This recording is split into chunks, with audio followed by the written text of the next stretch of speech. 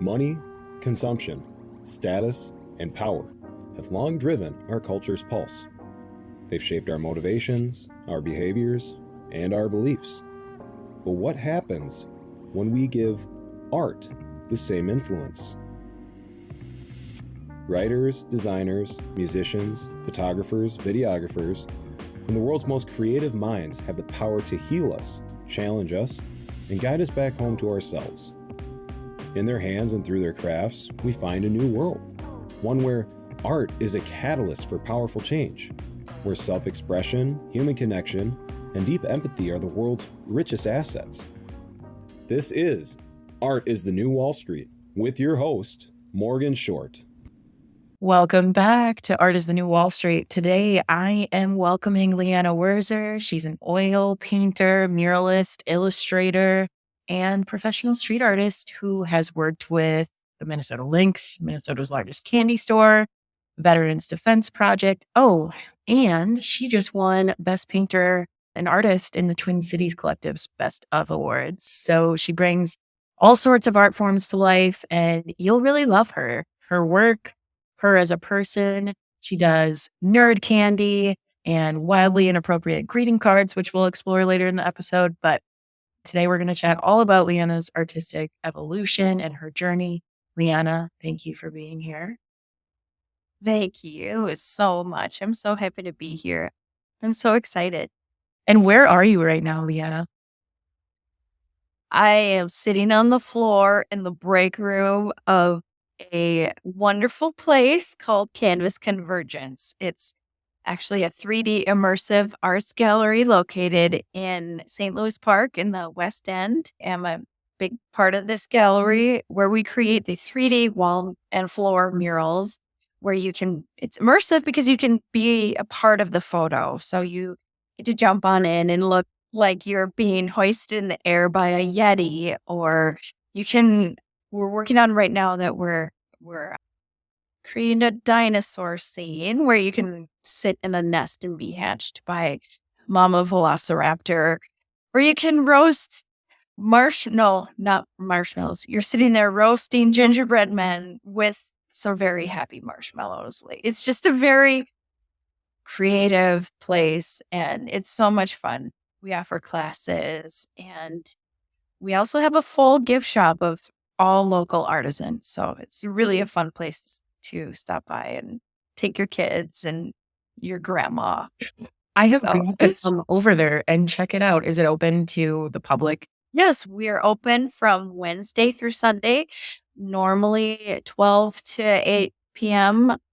Wednesday through Saturday, and then on Sunday, 12 to 5. We just extended our stay here, and so we should be here until the end of 2024. So it's very exciting.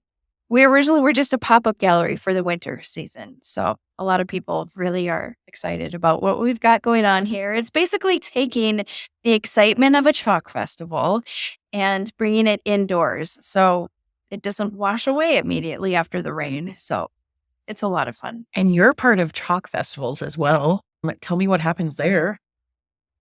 So I started doing that in 2021. I'm actually part of the Delano Area Council for Arts, and we host a little 4th of July event with the Delano Library. And so they have it's just a mini chalk art event. That's what it started out as. But then they hired Sean McCann. He's a local professional street artist, and they hired him to do a little demonstration a few years ago. The other ladies on the council were like, Leanna, I know you're an artist. You need to get out there and fill more spaces. Fill another space for us because we don't have enough people signed up. And so I did it. I had never done chalk art before, but I had seen Sean's work over the years on social media because we had somehow been friends on Facebook for a while, and I had never met him.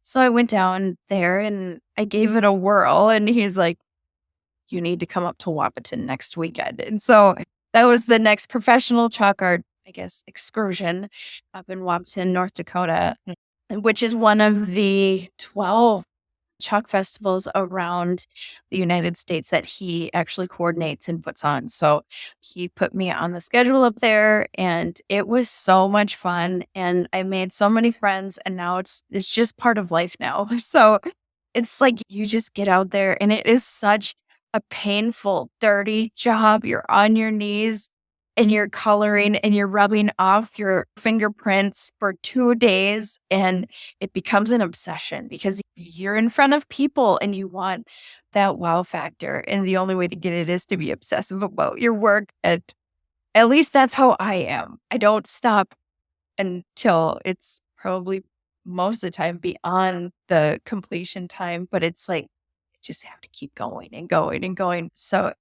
that has actually been the thing that got me okay with creating my work in front of people. I've always been a kind of a introvert, and I don't really have an easy time, or I had not before, talking to people about my work as I create it. And so it really, really helped pull me out of my comfort zone. And that is probably the only reason I am comfortable doing this with you today. So, Well, I I thank the chalk festivals and Sean then, because we would not have you if you weren't willing to create in front of people and share your story. Was art always your calling, or did you explore other career paths before you were fully committed to it? Let's hear more of your story.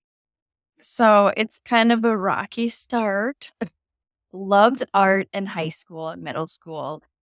I even have a photo of myself in my 4th grade yearbook, and it said, "What do you want to be when you grow up?" And I said, "An artist." And I love to draw. I loved winning little contests at school for the best person to create this for a contest or whatever. And I don't know, it was fun and it was easy for me. I was never the mathematician. I'm the middle child and the only creative. My older brother and my youngest sister were both geniuses.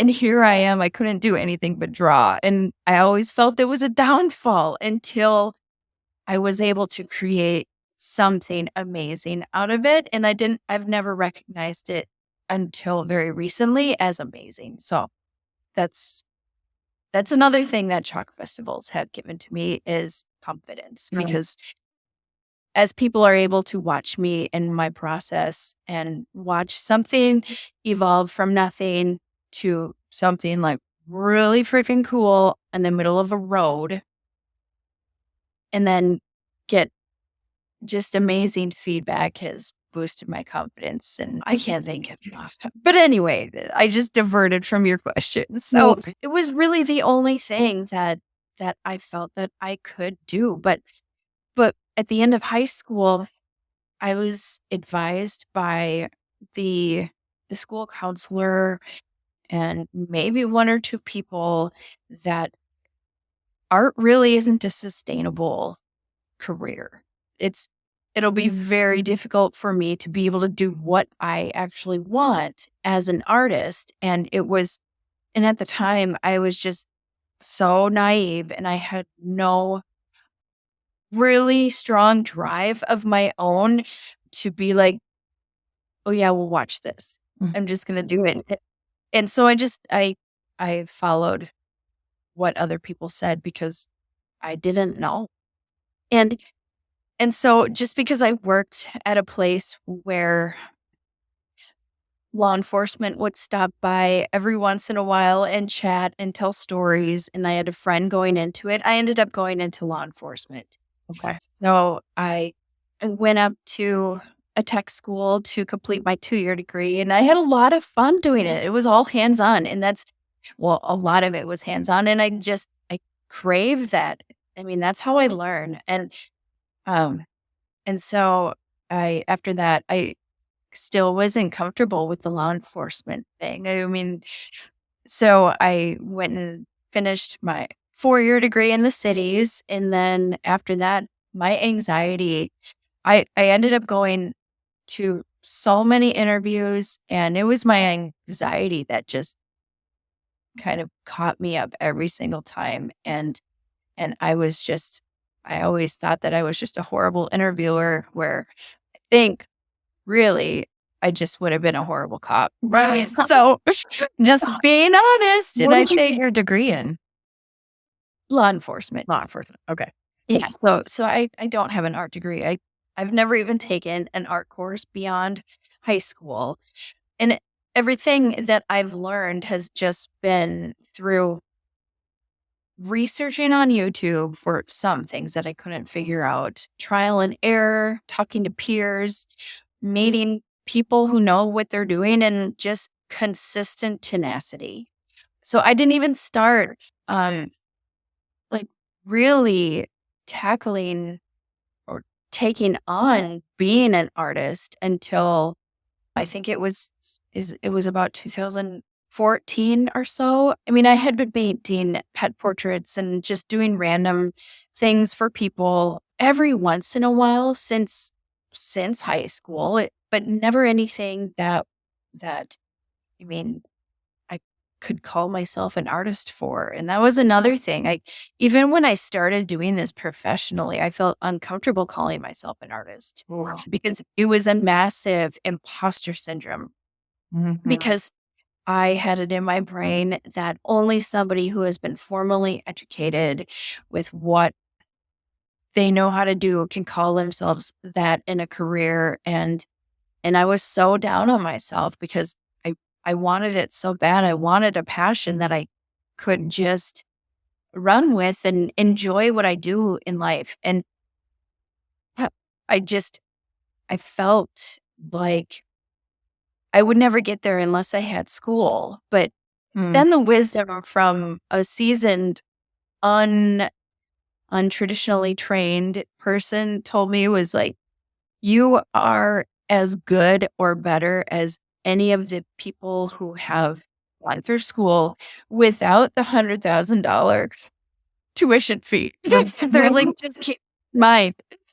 So it still was a while after that until I realized that I guess I am, and I could call myself that, but it did take a while. But once I decided that I was going to do art, whether I got paid for it or not, it was sort of like unlocking a code. Oh, And yes. and and that let the creativity and passion flow. And I think that's when I called myself an artist because Interesting. because because whether or not I was going to be paid for it, whether I was going to go get a different job, it didn't matter. I was going to do it, and things. It was like until I realized that I was blocked from a lot. Yes. But And was there a specific time that you stopped the law enforcement and you were like, I'm going to do Yeah. art instead? no, so it was all just very. I don't know. The timeline is kind of weird. So after law enforcement school, I went into security and surveillance for a few years. Okay. It was the most boring. I mean, I'm sorry for anybody who is in those positions, but for me, it wasn't for me. And I ended up marrying a police officer from school, from my friend group, and I worked for a few years in the marriage, but then I started having kids. I ended up quitting that job as he progressed in his, and that allowed us to just be a one income household. And I stayed at home for it was about 10 years with my 3 kids until things went sour and the marriage crumbled. But it was that unfortunate turn of events that really forced me to realize that I needed something more than just being a mom. And I don't mean just being a mom, but I needed to fulfill myself. I needed to feel like I was worth something more than just being a mom. Like, what is my actual purpose? And so I sat down and I prayed for a passion, and that's where, like, why didn't I just continue with the art? Why didn't I just why wasn't this a thing that I've done all along consistently? I don't know. But then I started to because it gave me an outlet to not think about the bad things and to direct all of the emotions and frustrations either into the painting or allow me to escape from all of that for a little bit while I concentrate on the painting. So that's really what kickstarted me into not stopping. And then with all of the practice that came with that, I went from pet portraits to landscapes to people portraits, which had freaked me out before. It became such a passion, and the drive that came with that made me want to constantly learn. And all I wanted to do was try everything there was, not just different mediums, but try all of the styles. And I can't even tell you all of the different types of techniques that there are out there. I don't know what they're called. Sure, I've looked a few of them up before, but and that was another part of my imposter syndrome. When people say, "Can you paint something in this style?" It's like, what? What does that mean? Then I go look it up, but it's like the drive to learn. It became fierce, and the more that I tried out, like I couldn't just pick my favorite type of thing that I wanted to do because it started to become so easy. Or not like it was really hard before, but since I already knew certain ways how to do things, certain aspects of skill, like it just started snowballing and being able to create things um faster helped me being able to put more out there, and I don't know, it was all part of it. But it's just wait, hard to consolidate into one easy answer. I'm sorry. Oh my gosh, no. I love that you shared all of that story, and I want to bring up a few parts of what you shared that I think our listeners are really going to relate to. But I just want to celebrate you, Leanna, for stepping into your artist shoes and calling yourself an artist and, doing things and learning things that you've never done before.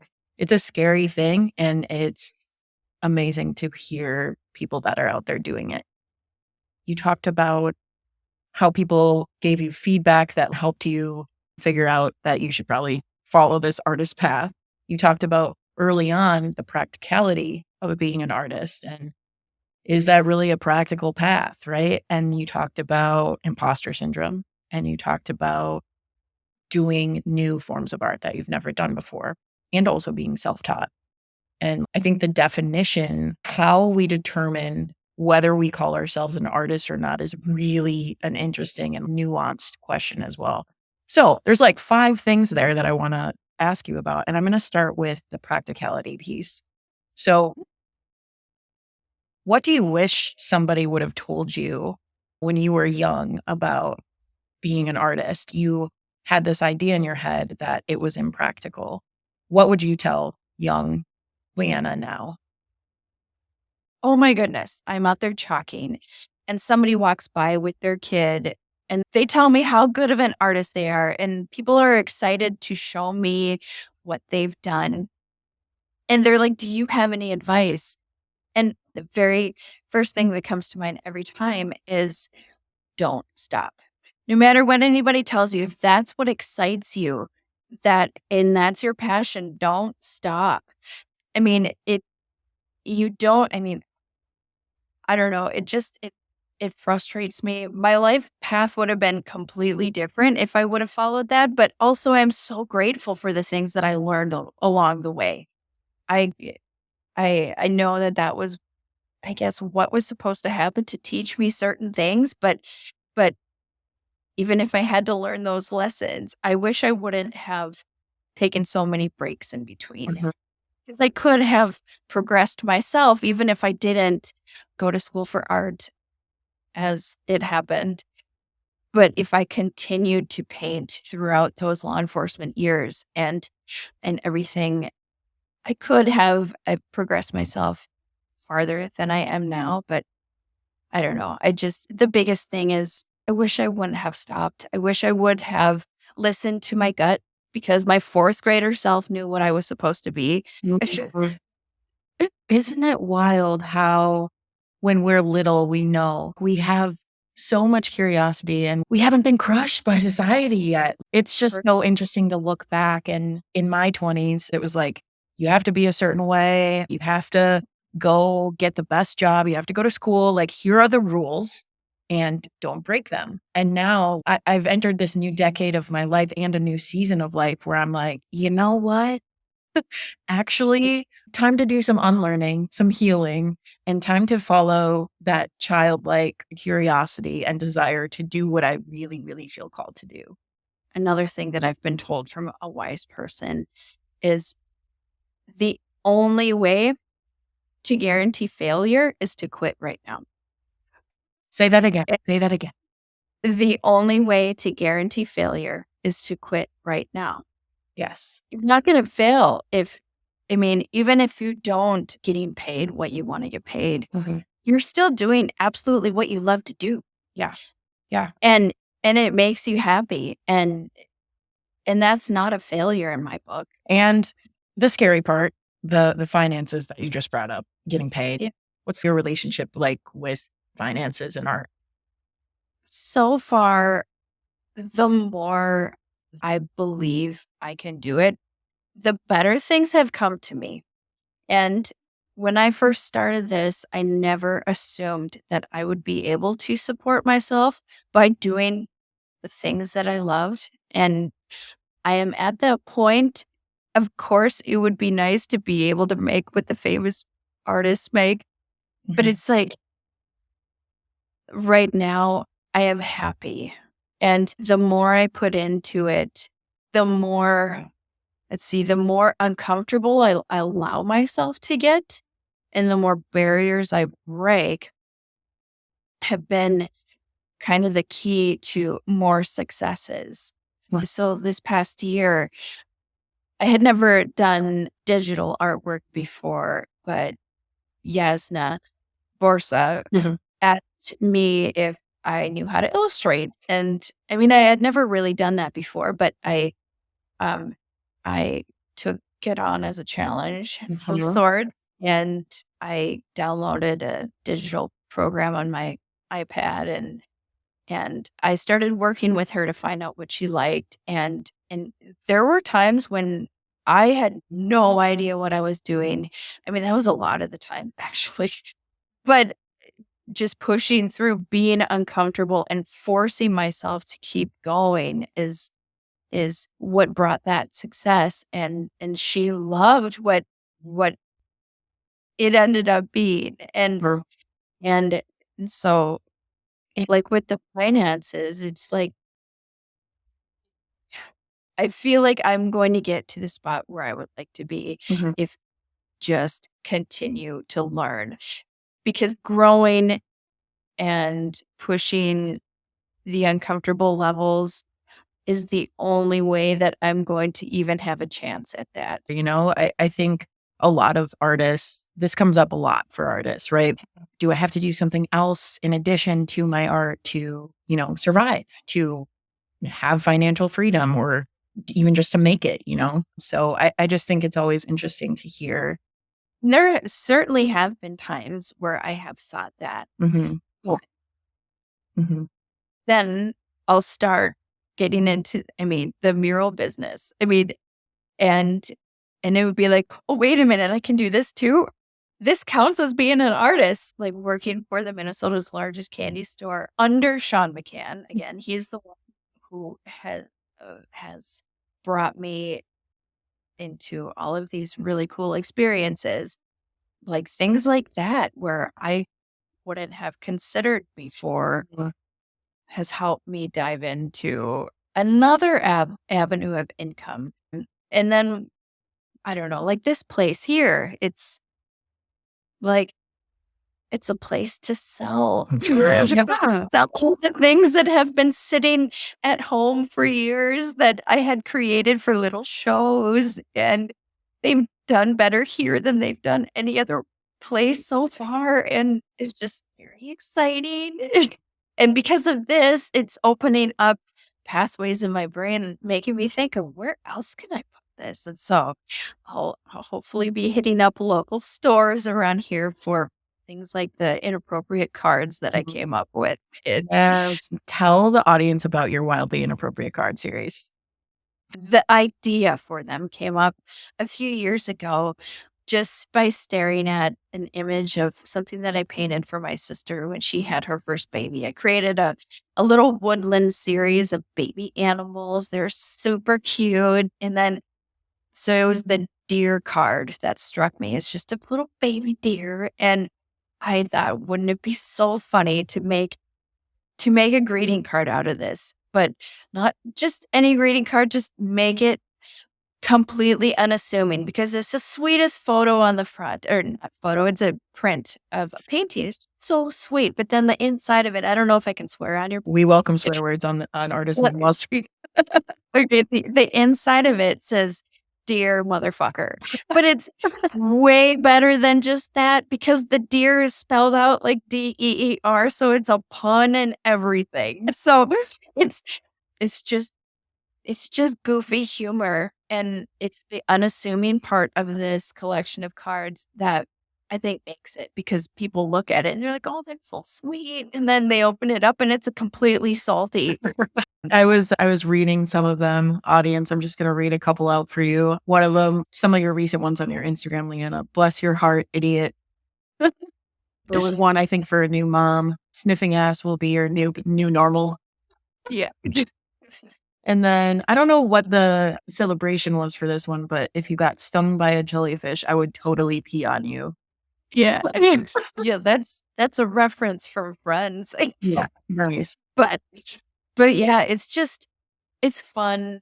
There's a lot of humor that is kind of a vein throughout all of my work, or a lot of my work at least. And the humor is sort of a branch of the main, I guess, vein that runs through it, which is light. Everything that I do has a common element, which is a version of light. And in it, it just symbolizes how art and really immersing myself into it helped pull me out of the darkness. Because I was going through such a hard time in my life when I really decided that I needed to focus on it. It was a divorce with 3 kids, and the art had my brain in better places. So all of my work is an element of light, whether it's reflection or glow or humor. It's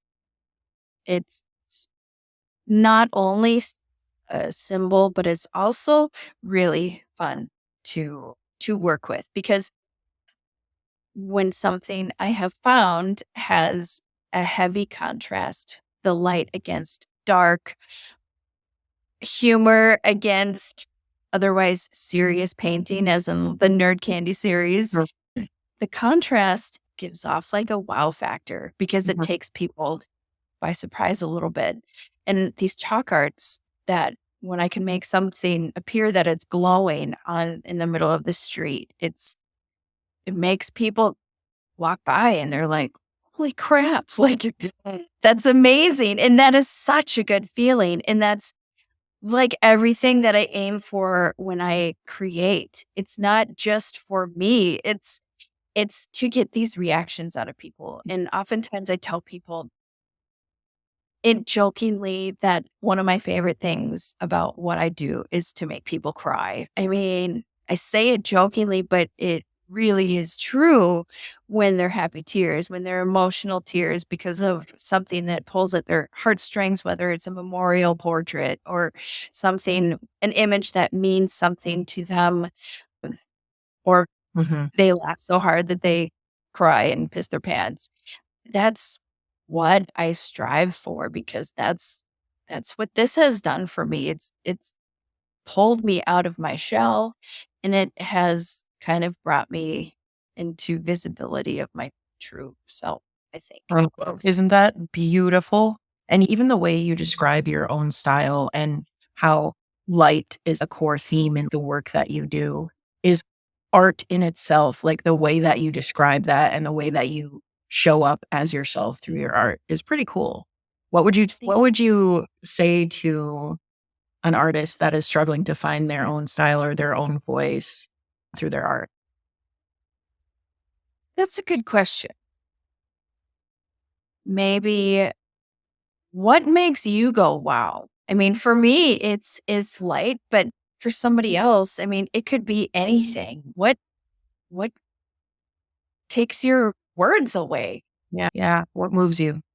Right, right. And often when people ask me, what would I tell somebody if if I wanted to give them advice about art? And I tell them, well, for me, I'm always looking for a humorous angle. So I tell them, well, one of the things I'm looking for is a humorous angle. So I say to people, if I'm going that route, I say, what is the weirdest thing that you could put right there to make somebody go, what? You're like, just a conversation piece. Yeah. Yeah. So take me through. So you're starting a piece. What's going on in your head? Do you have an outcome? Do you have a vision in mind? Do you just start? Do you meditate beforehand? When I start something, each blank canvas, I think has to come with a need to fulfill first. Like there is a purpose that I'm doing it, whether it's somebody either hires it for me or I'm looking for something to paint for somebody or it's part gallery. Everything starts with a need. So that comes first. But I mean, after that purpose, that's when you have that locked in. That's when kind of helps it flow. I don't know. You have to have a need, and then you have to have, and then once that's locked in, the the vision starts, and then I just kind of work with it. What would look good here? What would make this part pop? It just there's not really a methodical way I go about things. It just if it looks right or if it doesn't look right, a lot of times it doesn't look right and I get so mad. But but that's when the only way to fail is to quit. So Yeah. there's The only way to fail is to quit. So maybe there's not a process right as you're sitting down to create this art. But as artists and as creatives, I think a lot of our practice happens outside of the actual work itself and in the routines and the daily activities that we've got going on. So what is your typical routine each day in the morning? What do you do as a living and working creative artist? So I used to stay up super late. When my kids were little, I used to stay up super late and paint until way late, early morning. And that wore me down so fast. And as I got older, I just could not do that. So now, I mean, I fall asleep when my kids fall asleep. So it's 8:30, 9 o'clock, but then I wake up at 5. I don't start painting immediately. As I've grown and as I've learned from people who seem to know what they're doing, it's it has become a meditation routine and journaling not as often as I would like to, but it's like it's so hard right now. My kids are still young. I have one in elementary, one in middle school, one in high school. So the mornings can be pretty busy anyway once they're up. And so I usually try to have about an hour of my own time just to get my head in the right space. But beyond that, it's like whatever is tugging at my priority list. It's my being a creative. I don't know. My brain just is not focused. And that is really a time killer sometimes because I struggle with that so much. I hate to admit it sometimes because I like to feel that I appear, that I'm on the ball, but really I just go with flow. Well, flow is a huge part of the creative process too. It is. I mean, there's so much procrastination because my mind is going in so many different directions with all the things that I have had, like my sticks in the fire and all these different fires. And I want to do so many different Yeah. things. Yeah. But I mean, so many times I need to remind myself that I just need to hold back because I would love to do all the things, but that's not reality in my life right now. And so right now it's just one thing at a time. Yeah. Yeah.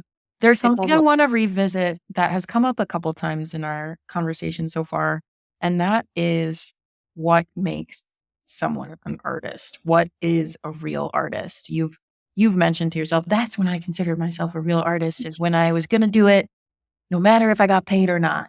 So, yeah. is this something that you would apply across the board, or what do you think makes a real artist? I guess whether you consider yourself one or not, just continue to create. I mean, I suppose you can probably call yourself an artist if you're just sitting there thinking about what you're going to do. Mhm. Because I've seen all kinds of crazy things where people call them all different sorts of artists. I mean, I think it all is in your mindset. I mean, I could have called myself an artist back when I was in 4th grade. Mhm. I mean, it's that is one thing that I think mindset is so huge. Absolutely. And Absolutely. I mean, I think being a human is an act of art in and of itself. Making decisions in the morning, writing your to-do list, how you adorn yourself and dress yourself, yeah, I mean, there's so many different kinds of arts, and I think it should be celebrated. And that's why I started this podcast. Okay. And the other thing I wanted to follow up on is rejection, criticism, applause, feedback. How do you take the feedback, and what do you choose to lean into and leave behind? And who do you trust? That's a huge part of the creative journey, of any creative journey. it is. Throughout the years, I have been absolutely my worst critic, as most artists are. I have pushed away so much positive feedback before I started to really feel into myself that this is me. I I the only really negative feedback that I have had, surprisingly, has been family related. And that's only because Mm. they don't approve of inappropriateness. Mm. Well, It's the and going back to the practicality part of it too, right? Like it's yes. It So many people from the older generations just don't there's so much that they're blocked too, just because of how they grew up. And I mean, this last time, it really stung coming from somebody who I love. Mm. And it was specifically over some of the inappropriate cards Mm. where those people I wasn't intending on showing, but they ended up seeing them anyway, and they had some nasty words. Oh. It hurt at first, yes, but after I thought about it and after it sank in about the differences in generations, and that generation and this specific person is not all over the internet. They kind of are not aware of how the world of today is. Mhm. And And you don't have what you want, right? Like you want to exactly. express yourself creatively through your work. And Exactly. well, can you tell the audience about the nerd candy? Because I don't think uh, Yeah. we've introduced that one yet. Yeah. So the nerd candy started out this was almost towards the beginning of the real art venture that I'm on. I thought it would be so funny to mash up just worlds that do not look like they belong together. And I also thought, I think that the female form is really pretty to paint. And so I ended up taking pinups from 40s and 50s era and replacing some of the things on them with pop art, like a stormtrooper helmet or Hello Kitty or let's see, Transformers, Muppets. Gosh, there's like it just gets really wild because some of them have been requested by other weirdos. Like I think it's so funny to watch and to listen to what people want. And it's so much fun. And so that really snowballed to kind of another little niche that I I kind of coined the hashtag. It's where nerd candy is where fine art meets fan art, because I take the techniques of classic oil painting and combine them with fan art from that you would normally see at a Comic-Con or whatever, and then combine it with pinups, which every nerdy guy is gonna like. I figured this as a selling point, and so I ended up doing a bunch of these and then bringing them to a Minneapolis Comic-Con type. It was a Galaxy Con, and it did awesome. And it was so fun seeing all these people stop by, and they're just like, their jaw would drop and little kids would be like, "Mom, look what they did to Iron Man." I think it was just so funny. But the fact that the comments that I received and the feedback, people was like, we have never seen this type of artwork here before. There's a lot of digital stuff there. There's a lot of just drawings and comics and whatever, but not a lot of people are putting the time into making it a giant 30 by 40 oil painting. But that's what I love to do. So it was really, really cool. So I ended up making that. I made that into the 2020 calendar. And I am working towards enough images for a second calendar, but I still have a few left. But And can you go the 2020 is over, but I do a few extra if you like when you have yes. I wanted to follow up on one more thing from your story, which tons of creatives and artists resonate with: imposter syndrome. Oh, yes. How do we break through imposter syndrome, Leanna? That's a tough one. I don't know. Continue to do it. Continue. And I think what really, really helps that is feedback from people in the public who don't consider themselves an artist, because it's been those people who give me all of the confidence, who have given me the confidence. And I don't know. And not just that, but when I talk to other artists, when people who are so good and I just idolize and I watch what they can do and I'm like, wow, I could never do that. But then I try to do what they do and I can totally do that. And then they give me feedback like, I don't believe you that you think this low of yourself. And I'm like, yeah, I guess maybe I shouldn't. But yeah, she's a wonderful artist. So thank you. But I think we all have it. Yes. I mean, I published a poetry book and I still don't consider myself a poet. I'm like, no. You should have your book in this gallery. We sell books. I have them. My mic right now is actually on top of a stack of my books. Really? You should totally bring them in. I could. But it's interesting. And I think it goes back to what you were describing as how you define who makes a real artist. If you say you're an artist, you're a real artist, right? Yeah. If we don't reach externally for the validation and the feedback, it's like internally, turn off the noise. Nothing else matters except me stepping in and doing what I feel called to authentically do. Deep inside, I am an artist, and to heck with the imposter syndrome. Exactly. Comparison is the thief of joy. Just get over yourself and just do it. Just call yourself it and it'll sink in eventually. Yeah. Start feeling like it's normal. Oh man, we've covered a lot. We're coming up on the end of our time together, Leanna, but we talked about the practicality of art, taking feedback, what makes a real artist, your own style. Do you have any work or upcoming projects you want to give a shout out to? Well, the only thing really that I've got going on right now is this gallery. We're called Canvas Convergence, and we are a 3D immersive arts gallery located in the West End district of St. Louis Park.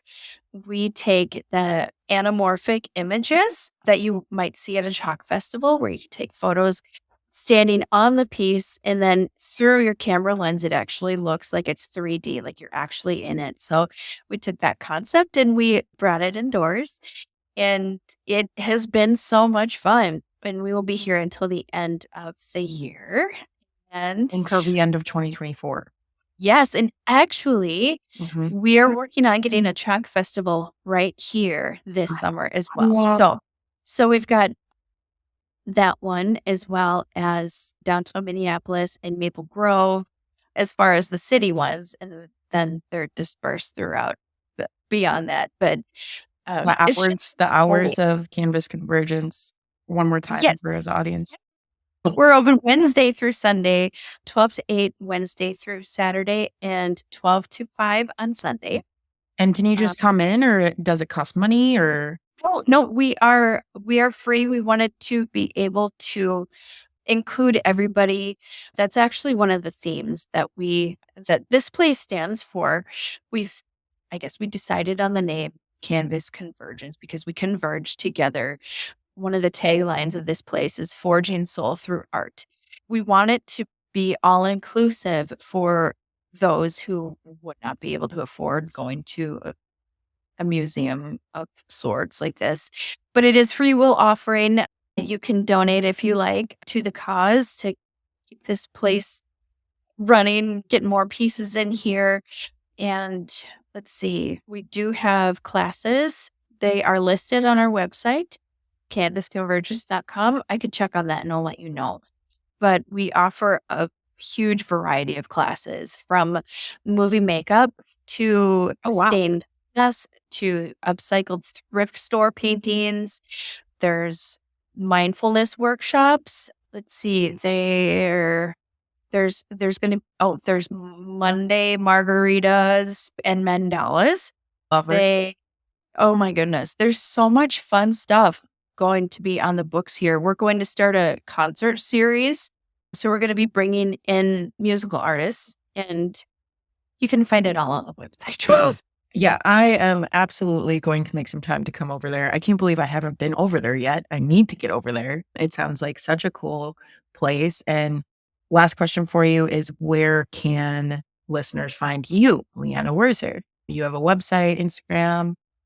Yeah, my website is www.lkwurzer, WURZER, fineart.com.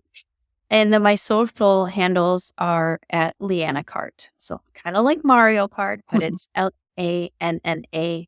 I actually thought your last name was Kart at first. And then I realized, but it's just K Art.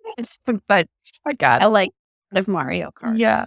All right. Well, Leanna, thank you so much for coming on the show and sharing your heart and your art with us. It's been so wonderful hearing your story and chatting about the evolution of your artistry. It's such a pleasure to know you and to have met you and to learn more about you. And to all of our listeners out there, huge thanks for tuning in. Keep creating, keep making magic. Your art is a gift to you and to the world. Thank you so much. You are amazing. I'm so happy that we connected. Thank you for tuning in to this week's episode of Art is the New Wall Street. If you liked what you heard today, give our show a follow or subscribe wherever you listen to your podcasts. You can find us on social media or at artistthenewwallstreet.com. Keep creating, and we'll see you next time.